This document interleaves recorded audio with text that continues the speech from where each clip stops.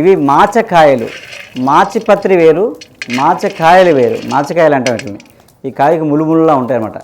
మాచికాయ అంతరాలలో ఉండేది పూర్వం. మాచికాయ ఎందుకంటే తేలు కుట్టిందనుకోండి, ఇలా అరదీసేస్తే పెయిన్ తగ్గిపోద్ది.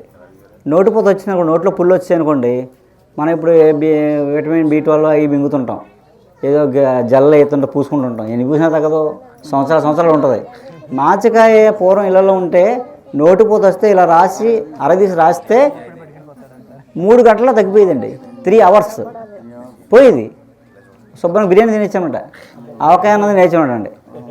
అప్పుడు దాకా మంచినీళ్ళు తాగుతాం మడిపోడికి, రాసి 3 గంటల తర్వాత ఆవకాయ అన్నది నేస్తే తగ్గిపోయేది, తినేసేవాడు అనమాట. అంత బాగా చేస్తాం మాచికాయ. ఇవి తెల్లావాలు.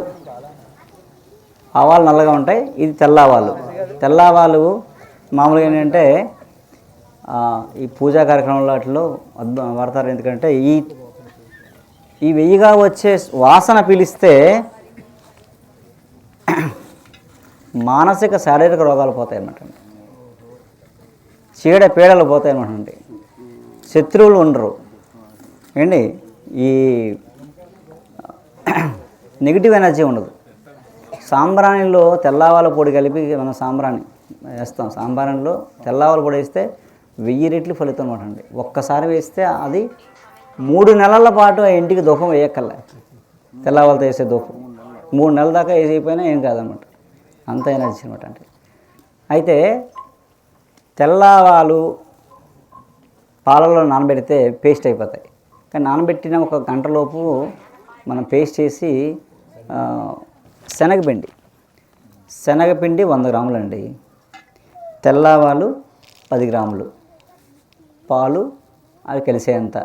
ముందు తెల్లవాళ్ళని పాలలో నానబెట్టేస్తాం, మెత్తగా నూరేస్తాం, శనగపిండి కలిపేస్తాం, కొంచెం నీళ్ళు వేస్తాం, ఒళ్ళంతా రాసుకొని స్నానం చేసామనుకోండి, ఇంకా మచ్చలు ఉండవు, మచ్చలన్నీ పోతాయి. ఇందులో సల్ఫర్ ఉంటుంది అన్నమాట.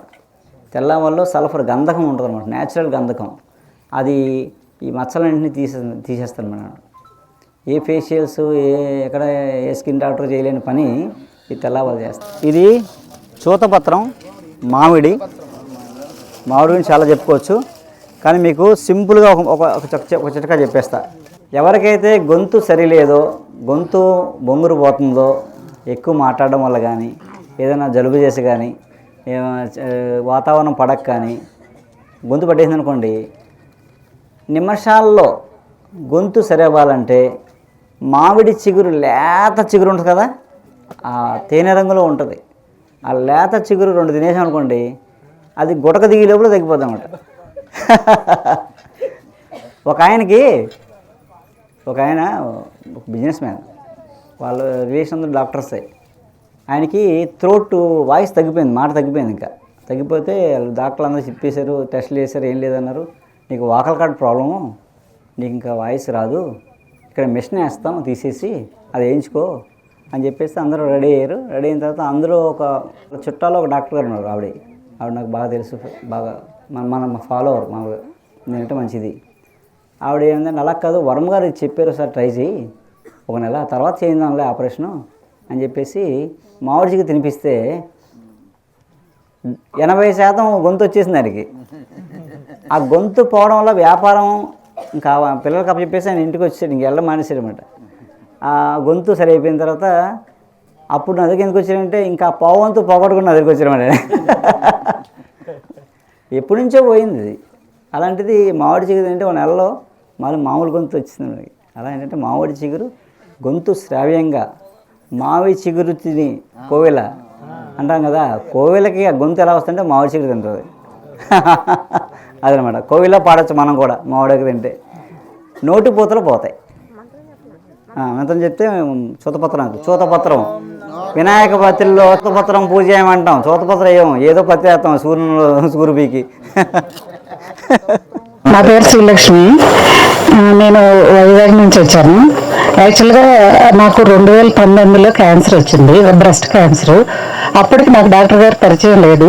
2019 మొత్తం కరోనా టైం వరకు నాకు ట్రీట్మెంట్ అయ్యింది, వేరే హాస్పిటల్లో అలోపతి అయ్యింది. తర్వాత పోస్ట్ క్యాన్సర్ ఎఫెక్ట్స్ వస్తుంటే క్యాన్సర్ తర్వాత ట్రీట్మెంట్ అయిపోయిన తర్వాత వచ్చే ఎఫెక్ట్స్కి నేను డాక్టర్ గారి దగ్గర నాకు అప్పుడు ఒకళ్ళ ద్వారా తెలిసి నేను వచ్చాను. వచ్చిన తర్వాత నేను ఒక 6 months డాక్టర్ గారి మందులే వాడాను. మోకాళ్ళ నొప్పుల దగ్గర నుంచి అన్ని బోలెడ్ సైడ్ ఎఫెక్ట్స్ అండి. నిలబడలేకపోయేదాన్ని, ఆయాసం కూడా వస్తుండేది నాకు. నేను 6 నెలలు వాడాను డాక్టర్ గారి మందులు. అంతా క్యూర్ అయింది నాకు. ఇప్పుడైతే ఏ ప్రాబ్లం లేదు.